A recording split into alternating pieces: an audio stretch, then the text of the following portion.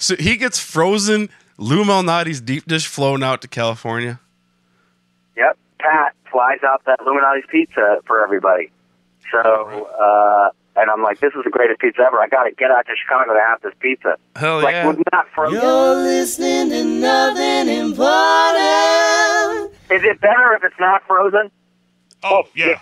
I don't know. I've never had Lou Malnati's frozen and flown out to California, so I can't compare. But I know around here. Please enjoy the show. That's great. That works.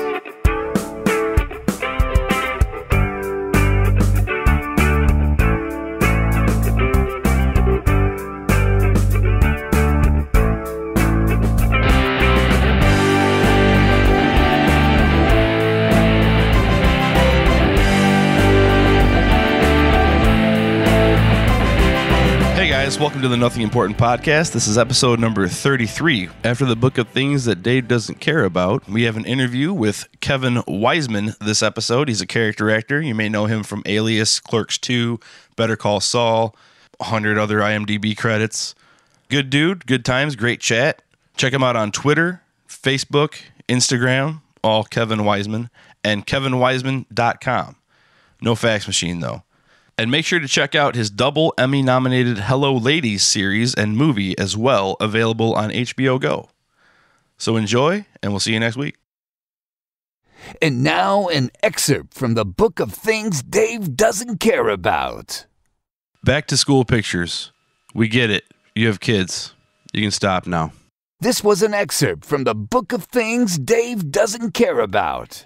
You're listening to Nothing Important. All right, are we there? Kevin? Hello, I'm here. All right, right on. Hey, we didn't even hang up on you this time. It's awesome because it's the first... Charm. Exactly. It's the first time in a while we haven't hung up on anybody. So I'm actually kind of impressed with my iPhone skills. There you go. Well, thank you. Is this it? Are we on the podcast now? Is it happening? We are on. We are recording, man. You are on the Someone Important hotline on the Nothing Important podcast. I like it. Yeah. Am I the nothing important part or the something important part? You're the someone important. All right. Yeah, my ex-wife doesn't feel that way, but I'll kid. Well, that's okay. You know, just because of that, we will never have her on the podcast. How about that? Oh no, she's lovely. She's the mother of my children. She's lovely. Awesome. All of a sudden, I'm Eddie Youngman. All of a sudden, I didn't know what's going on. Well, awesome. Thanks for coming on. You're out in LA. We're in Chicago right now, so it's actually 9 o'clock at night. So I got to keep my voice down a little bit because I live in an apartment complex with three other apartments, and they're like, "Dude, you are loud and obnoxious." So I got to keep it down a bit. All right. No worries. I understand. The walls are thin. Yeah, absolutely. And you're in LA, right? Yeah, I'm in LA. I'm in my car right now, as we often do in LA. There's a lot of traveling. I'm working on a new show. I joined I joined the cast for the second season of Scorpion on CBS. Oh wow! Okay.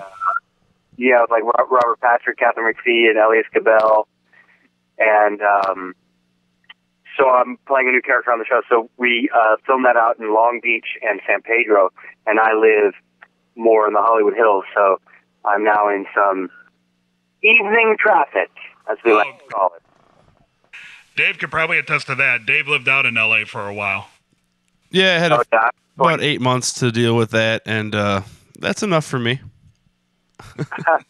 Well, generally you shouldn't be on the road at 7 o'clock. It's not the best time, but listen, I got you guys. I've got Howard Stern on my Sirius satellite. I'm fine.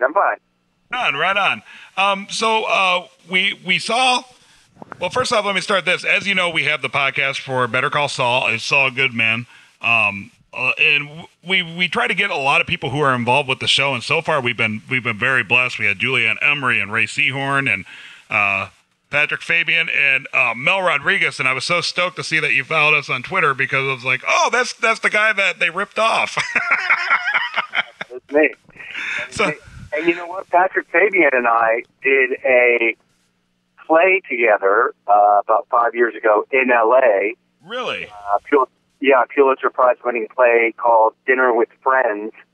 And it's about we play best friends, and we're both married, and one couple gets a divorce, and it's all about how it affects the friendship. So Patrick and I, we shared the stage together for, the entire play, and became, obviously good friends. And when he got cast in the show, I was so excited for him. And then learned that I was, going to play this part. And I was kind of told, I signed a non-disclosure agreement, just keep it hush-hush because of the nature of the scene, and it was the flashback, and they didn't want it, any Instagramming or Twitter or all of that social media stuff, just to kind of, leave it as a surprise for the audience. So I don't think I mentioned it to Patrick, and then once the show aired, he of course emailed me and was excited that I was, on the show as well. And he's so good on the show. Everybody's so good. It's such an amazing show. Oh, totally. Phenomenal. Yeah, I was very happy to work with Bob. I know Bob as well, just from L.A. and mutual friends and comedy circuit, and really happy to work with him as well. Well, that's great. See, everything kind of comes full circle. Do you have any any inside jokes or anything I could throw at Patrick, because he's actually going to be on our show again?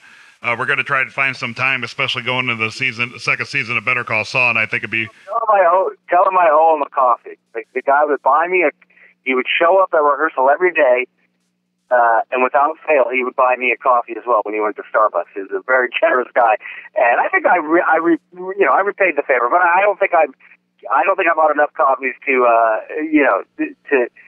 totally repay his generosity. So tell him I owe him a coffee.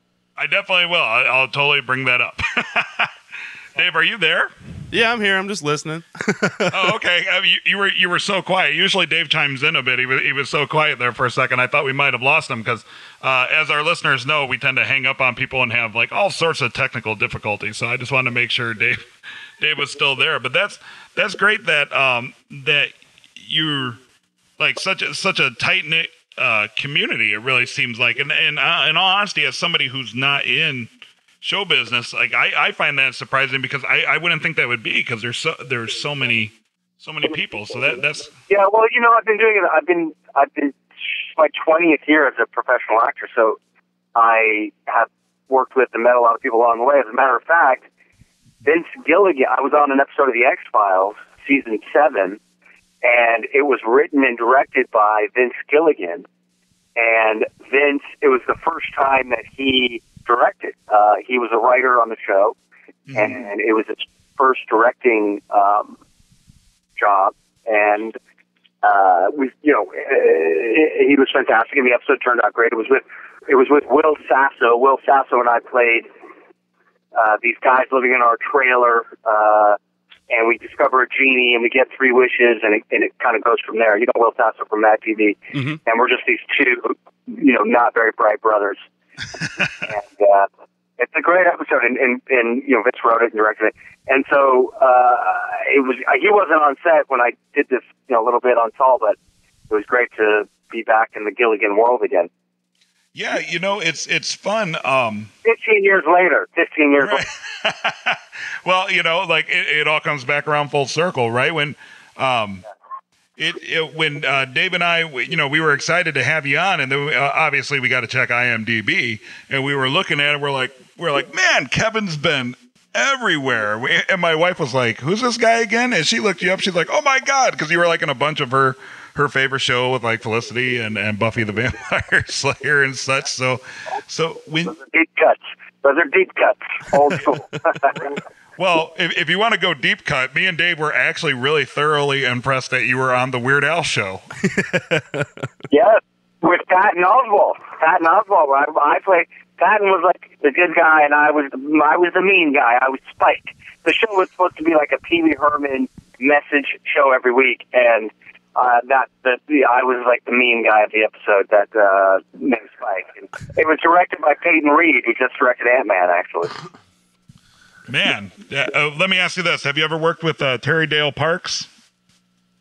No, I know who the actor is, but I haven't. No. Wait, Terry Dale Parks is an actor. Yeah, Yes. he's on Astronaut Wives Clubs, and he was in he had a part in Terminator.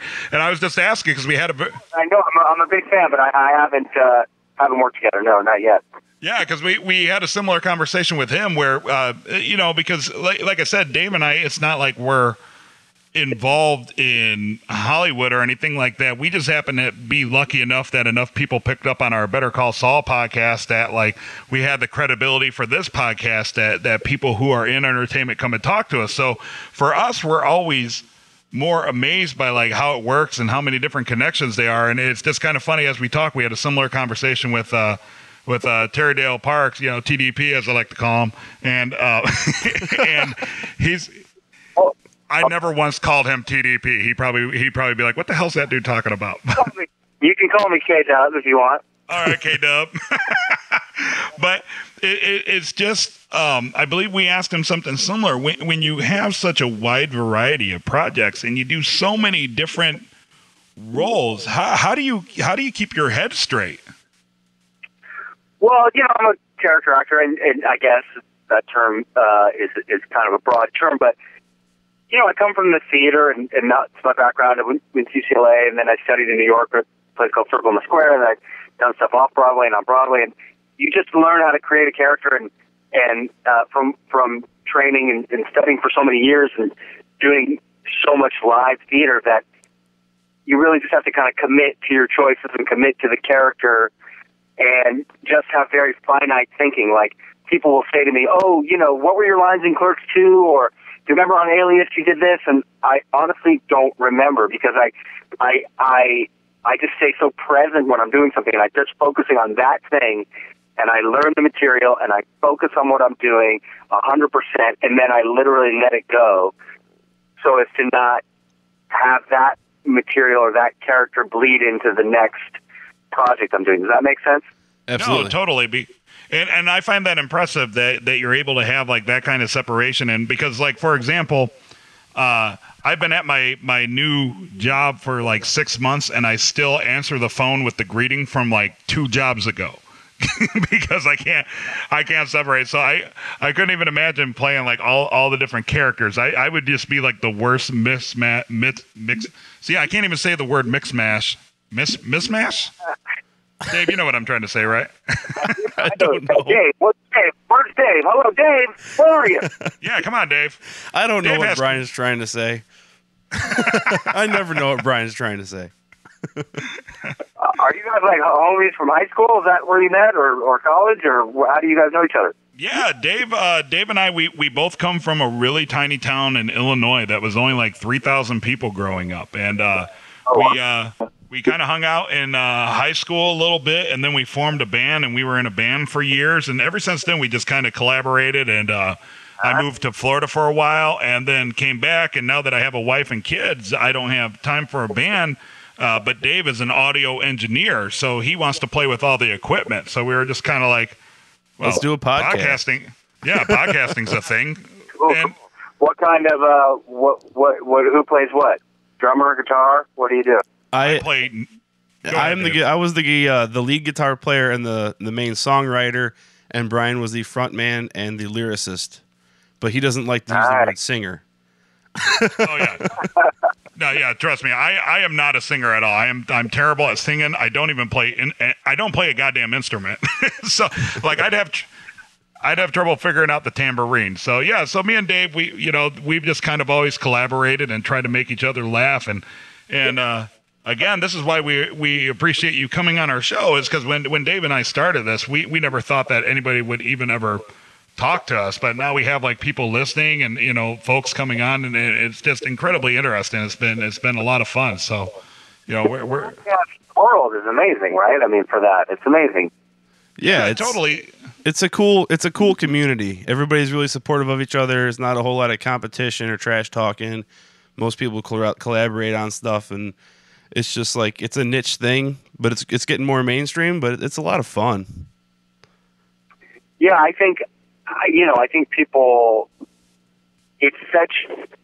There's so much kind of brutal honesty and like candid conversations. With obviously the Titans, the Mark Marons, and the nerdist, and just hear people in a really honest, like refreshing place. It's not canned or pre-planned or it's just. It's almost like pirate radio for the modern age. It's off the cuff and it's uncensored for the most part. And quite exactly. And actually, it's funny that you brought that up because I was just talking to Dave about this, and other people have asked us about like our whole podcast adventure that we've been on for the past like 8 months, and I was talking how I I feel like radio and newspaper and TV, like when people get quote unquote interviewed, it's just like a list of questions, right? And you pepper the person with questions. And I never wanted to do that, like I just want to chat with people I find interesting, like we had Dan Severin on, who was like a childhood hero, and he's like an MMA legend, and he was like the coolest guy and told all these great stories. And I don't think I wrote a damn question for him. I just like he feels more comfortable in that setting too, because you can tell a story that just feels organic, right? And you're not. There's no pressure to have to kind of tell the story within a certain context or time. I think that's why like Howard Stern and people like that, they're just great interviewers because yes, they're questions, but you actually feel like it's really just an organic conversation, like we're having, fellas. We should be having a beer right now. Are you having a beer while we're talking? Is anyone drinking? Yeah, no. Marin, Corolla, watch your ass because we have dozens of listeners. But Corolla might have hundreds of thousands, but you have at least 20. Right, I'm going to use this opportunity to segue into a pre-planned question that I had before this all started. Okay. What is it? No, actually, I am very, very curious after looking at your IMDb page, and it seems that you have a lot of roles that are like sci-fi or action or like the crime, like very intense stuff. And I'm really curious, is that your choice? Is that what you choose to go for? Or is that just kind of the roles that you seem to fit as an actor? Yeah, I mean, it's interesting, because some of my earlier work not so much in the theater, I was playing all sorts of, very diverse roles, but early on, I guess I kind of did Roswell and Buffy, and then I was doing Felicity, and that's where I met JJ, and he was doing this. I did 3 episodes of Felicity. I played Amanda Foreman's boyfriend, and he said to me, I'm doing this other show. You might be right for it. You should come in. And I got the audition material, and the part was described as, and I was 29 at the time, and the part was described as a guy in his mid-40s, overweight, balding, ponytail, Motley Crue T-shirt, sweating. And I'm like, well, first of all, I'm none of those things. I do like Motley Crue, but I'm none of those things. And, kind of the lesson was, as an actor, I tell people this all the time, just like, go in and make a choice and hope for and the chips fall where they may. So, I went into the waiting room, and there were other guys there, and they all looked as very similar to the description that I just described to you. They were all kind of, overweight, balding, ponytail, the T-shirt, the guy with the beard, and I was the opposite of that. And I ended up, JJ and I just kind of had this very honest kind of collaboration, and we were kind of figuring it out in the room, and I ended up getting this very iconic role as this, tech geek Q in the James Bond series type of thing, and that was kind of a game changer because everybody then saw me as this guy, and I can't tell you how many times I was asked, hey, are you really actually great with computers? Can you help me with my computer? So I'm like, I'm not. He does doing that. I don't actually know anything about that. I mean, I was a big kind of video game guy, and I do enjoy that still when I have time. But hey, right on, man after my own heart. Yeah. Well, I do see that you're. I don't know if we can talk about it. You're on an upcoming show. Was it Geeks Who Drink? Yeah, that's a game show. Yeah, that my buddy Zach Levi. Zach Levi from Chuck. I did an episode of Chuck, and I met him there. And really nice guy. And he hosted this show where it's just like, actors that I guess have played geeky roles. I was against Tricia Helfer, who was in Battlestar Galactica, and the gorgeous, tall, blonde beautiful woman. And then you have two other people. Yeah, you know she is. Two other people that are on your team, and then you're just drinking on camera, and there's like drinking games, and you're asked questions that are kind of geek related and movies in that genre that are kind of related to, you know, superheroes or sci-fi. And I'm not going to tell you who won, but they got a bunch of actors to do it. And I think I'm in an episode coming up. I don't think it's aired yet. It's on the Sci-Fi. Did you see does it say what when my episode airs? No? The article that I saw just said next month, and it was end of July. I think. Yeah, I don't know what.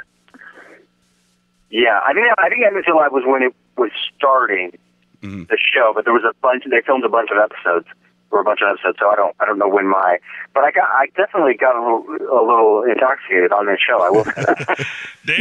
Dave told me about that, and that was the first time besides like Family Double Dare when I was 9 years old that there was a game show that I was like, holy crap, I want to be on that. So well, yeah, the audience is drinking too. Man, wow. So talk to Levi and say, hey, if you ever do a Nobody of Podcasting themed episode, and then you will be our celebrity coach, and me and Dave, we'll take on all comers. That sounds good. I don't know. I think they're going to see how the show does if it's going to come back for another season, because I think they filmed all the first season shows. So yeah, if it comes back, well, I will be, because I'll go back for a rematch, and you can be my guys. Heck yeah. We would embarrass you so bad. You'd be like, I don't even know why the hell I even agreed to do this. Oh, you kidding me? The one game show I saw that I really wanted to do last was Beat the Geek, because I am a geek and I know trivia for some reason. It sticks in there. Well, yeah, I needed you on my team, because my team was okay. We did all right, but I don't want to.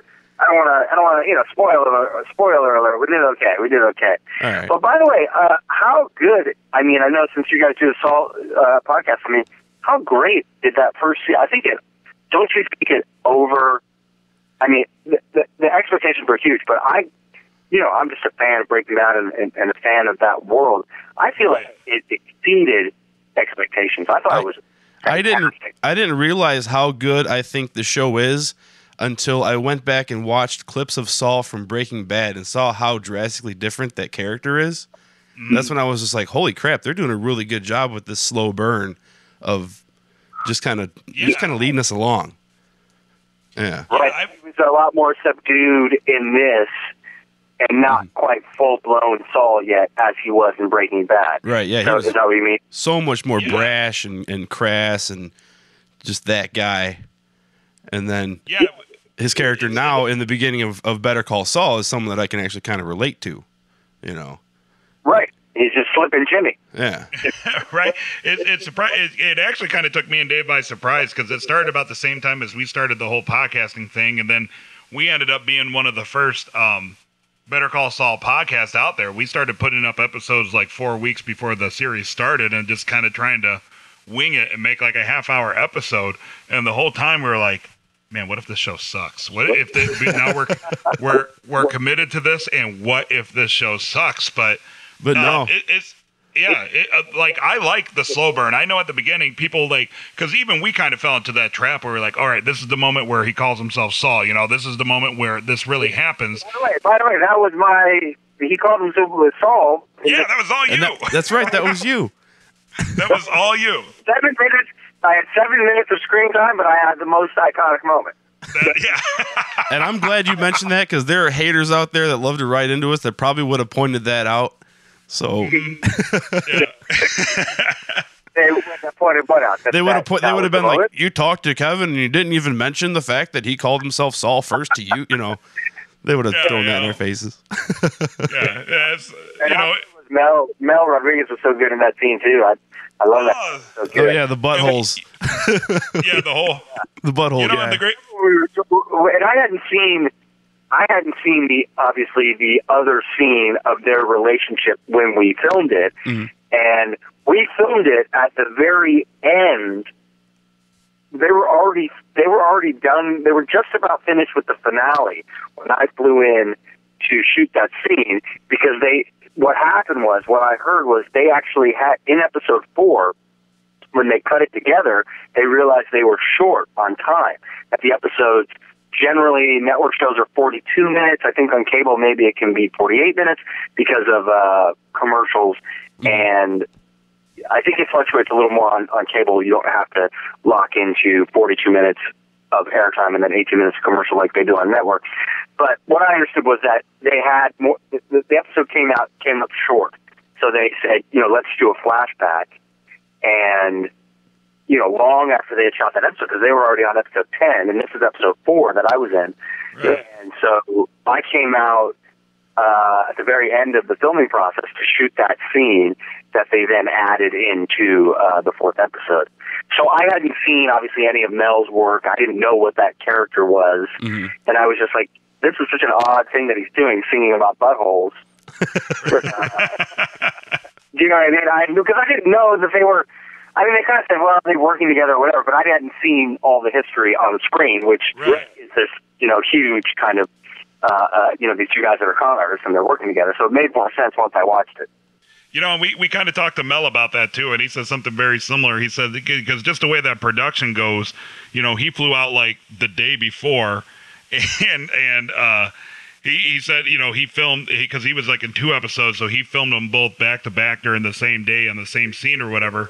And he said, yeah, I didn't see a lot of the context until it was actually on screen. And I would think, like, like when I walk into work, I know what's going to happen. And when I leave work, I know what's going to happen. And do you think that's like do you like, man, how do I want to word this? I guess what I'm saying, like, is that a fun thing for you that you like sometimes are you're out of context in some of your performances? Well, I wouldn't, not really. I mean, it's kind of the opposite. I really prefer to have as much information as possible, because, the more information you have, the richer the performance is going to be, hopefully, because it's really just about preparation. However, in something like this, I had all the information I needed because my character isn't in the world. He's just a guy that's in Chicago, that's in this bar, that thinks he has the upper hand on this guy. So I didn't really need to have all that information. You know what I mean? It's just like, so you kind of have to look at the context of what the character is. It's like, well, what do I need to know? All I need to know is I've been drinking, I'm in a bar, I meet this guy, and we're having a great time, and we're gonna go to another bar, and then we walk down an alley and we see a guy, and there's a situation with a watch, and I feel like I'm being taken advantage of, so I flip the tables, but it turns out I was the one who was conned. So, yes, as a fan of the show, it would have been great to have the information, but as an actor, all I needed to know was what pertained to that scene. Do you know what I mean? Right. Totally. And now, yeah, it would have been great to know because I was like, how are they going to do this show? What is it? I wanted to know. Bob told me a little bit too, but I hope I'm not speaking out of turn, for Bob. But I think he was a little nervous too. What I got from him is just what the reaction was going to be because Breaking Bad was such an iconic show, and then all of a sudden, they made a show about his character. So I think he was probably a little nervous about how people were going to react. But obviously, people were over the moon. It's been nominated for multiple Emmys, and so he's really. Have you come across anybody that has found Better Call Saul better than Breaking Bad? Because we have had one guest who actually likes Better Call Saul better. I think they're both great. I think it's too early to say that really with Better Call Saul, right? I mean, because Breaking Bad is one of the best shows in the history of television, and it's an opus. It's 5 seasons. It's a known entire body of work. Where Better Call Saul is just getting started. It's too early to say. Better Call Saul first season was amazing, but I think to say it's better than Breaking Bad is a little premature, don't you think? Yeah, I would actually. That's a good point. But I mean, it definitely has a strong foundation to build on. I mean, they've done it so well with the slow burn and such. It's just a really, really good show, and but. It's not a competition. Why are we comparing the two? It's not a competition. Dave. I was just, yes. See, you shut me up. You no. I mean, it's not even you. I'm saying I've heard that a lot of people. There's discussions about that. Like, is it better than this? Is it better than that? It's like, why can't we just appreciate it for what it is? Right. Who gives a shit? Just watch the show. Better. People say, what's better, The Sopranos or Breaking Bad or The Wire? It's like, they're all great. Right. It's like Star Wars versus Lord of the Rings. I just watched your scene from Clerks 2 before you came on. Sorry. Oh, I was like, wait, that's ironic that you said that. Yeah. And by the way, Clerks 2, it's so funny because I worked one day on that movie and did that scene, and people approach me, and I'm very fortunate, I'm very blessed to have a career, but I get so many people that want to talk to me about Clerks 2. It's amazing. Kevin Smith has so many fans. Yeah, he has it's an enormous, loyal as hell fan base, and many people think Clerks 2 is like his best movie or one of his best movies. I think it's Red State, but a lot of people go with Clerks 2. I never saw Red State. Should I see that? Yeah, it's amazing. I'm a fan of Kevin. Yeah. I'll check it out. His whole thing about the way it came about was anytime he felt the movie started to write itself, he went in another direction. So there are some shocking changes in that movie where you're just like, what the fuck? And then just, yeah. Wait, that's the one where it's, there's the radio personality, right? Is that Red State? No. That's the more recent one. That one I haven't seen. Where it's like a podcaster. Kevin's last movie, it's about a podcaster. Oh, yeah, I haven't seen that one, actually. With Michael Fox. Is Michael Is it Tusk? in Red State? He's in Red. He might be in both. I think he's in like 3 of his movies. Yeah. I think Kevin's a big fan of Michael Fox. Yeah, you know what? I'll watch Red State this weekend. Yeah, you should. On that recommendation. That's a good movie. I'll check it out. Well, I guess Clerks 3 is happening because I've heard people talk about it. They're like, "Hey, you're going to be in Clerks 3." I was like, I have no idea. I mean, I'd love to work with Kevin again, but I think it's just cool that they're thinking about doing a Clerks 3. Yeah, I'm glad he's still directing because I had heard that he was going to give it up and he was going to like do a hockey movie and then end his directing career and he's focused on podcasting or whatever, which is cool because his podcasts are great too. Yeah, he has a Smodcast is his deal. Smodcast. I love them. I've heard, the Smodcast. I've heard some of his stuff where they go to speak and tell stories in front of crowds. Jason and Kevin. Yeah, it's great. That's great. That dude can talk. Wow. I mean, it's not as good as your podcast. You do not have to say that. Yeah. All right. You know what? You're even. All right. All right. I'll take that. Before we hang up, we have the traditional question of what's your favorite frozen pizza? My favorite frozen pizza? Yeah. Well, I have a weird affinity from when I was a kid. I loved those Stouffer's, like, rectangle pizzas. Like the school pizzas? More just, what's that? Like the school pizzas you get for school lunch?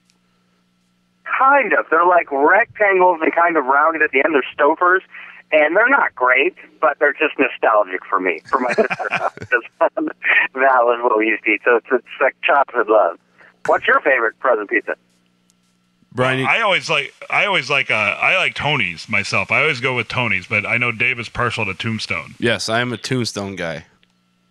Well, and my buddy is from Chicago, and maybe you can help me out. What if it's a deep dish that he gets frozen, and they fly it out to L.A.? Is it Giordano's? What is it? Either Giordano's or Illuminati's. Illuminati's, yeah. And that shit is good. Oh, my God, it's so good. So he gets frozen Lou Malnati's deep dish flown out to California? Yep. That's awesome. My friend Pat Walsh and Kyle Gass. So whenever Kyle's a buddy, and so Kyle has barbecues, and you say Kyle Gass? Yeah, Kyle Gass. Kyle Gass and I were in a band together. Really? Awesome. Yeah. Speaking of bands, I played the drums, and we did a little side project called Trainwreck. But Kyle's got another project called the Kyle Gass Band. Oh, real quick, and I highly recommend if they come to Chicago, go see the Kyle Gass Band. I mean, obviously you know the D, right? You know I know how to play like the entire first album. That's a great album. Great album. Kielbasa Sausage. Hell yeah, I do an open mic night once a week. And you were in his band Trainwreck. Nice Peter has opened for Trainwreck. Oh, in the past, a few years ago, and Nice Peter is a friend of ours from our band days in Chicago. We used to open up for Nice Peter back in the day. Yeah, look at that. scene. The music scene is full circle. So yeah, when Kyle has little jams at his house where he's got amazing musician friends, and people come out and just play guitar, whatever. And then Pat flies out that Illuminati's pizza for everybody. So, and I'm like, this is the greatest pizza ever. I got to get out to Chicago to have this pizza. Hell like, yeah. not frozen. Is it better if it's not frozen? Oh, yeah. I don't know. I've never had Lou Malnati's frozen and flown out to California, so I can't compare. But I know around here, in my opinion, that's not even the best Chicago-style pizza. I've had it flown out to Wyoming, and it's okay. But I'm not sure how it tastes when it's flown out to California. Like, I've picked it up in the city. It's a long way. I've driven it to my house 40 miles outside the city and ate it. You know. So, but I tell you what, Kevin, I make this offer all the time, and I am dead serious about it. Next time you're in Chicago, like, hit us up. We'll go get awesome pizza, and you and Dave can jam out while I sit there and listen because I don't know how to play shit. Do you have a trap set up anywhere? Actually, we do parody songs too as a part of our podcast. We kind of stopped working on them, but we call it that time of the month. They're not really parodies. They're not parodies. No, covers. I'm really. sorry, covers of female artists. We call it that time of the month. We cover female artist songs. And we do it out of I love it, like the Dan Band. You know the Dan Band? Yes. Oh yeah, absolutely. Yeah, Dan Finnerty. He only does like female, Donna Summer, Pointer Sisters, and he's great. That guy's hilarious. Well, cool, man. Well, I'll come out and jam with you. Fuck yeah. Absolutely. Well, thanks for coming on Nothing Important Podcast. Do you have anything that you want to let people know about that you're working on? Well, like I said, I just joined the second season of Scorpion, and I'm doing some stuff I don't know if I'm going back, but I just did some stuff on the Blacklist, and I'm pretty much in deep in Scorpion right now. So I think it premieres September 25th, and my first episode is the week after that, and then I'm on for a while. So yeah, check it out. Awesome, totally. We'll make sure to post that. Yeah, I did a movie that I think is coming out called The Trust with Nicolas Cage and Elijah Wood. So I'm not sure when that's being released, but it's a smaller movie, but directed by these two brothers, kind of got a Coen Brothers thing about them. So it's kind of indie, but if you see it anywhere at your local art house, The Trust, go check it out. Awesome. Absolutely. And we'll put all that information on our website. And Kevin, it's been an honor talking to you, and I hope you come back and chat with us again. We don't have that Corolla Nerdist Mark Maron audience. Look, I'm not going to have Barack Obama on anytime soon, but we may get somebody. What's that? I said that was insane that he asked the president on. That was insane. Yeah, well, yeah, like we might get Donald Trump. Who knows? I think Maron got the president. You got the guy from Clerks 2. There you go. I will take you over that any day. So thank you so much for coming on. I hope you come on again, and it's been an absolute pleasure talking with you. You too, guys. Take care. Thanks, K-Dubs. All right. Later, dog. Be sure to follow Nothing Important online at nothingimportantpodcast.com. Find us on iTunes, on Twitter at NotImportantPC, and you can also find us on Facebook. Nothing Important is recorded with help from Third City Sound in Joliet, Illinois. Thanks for being awesome.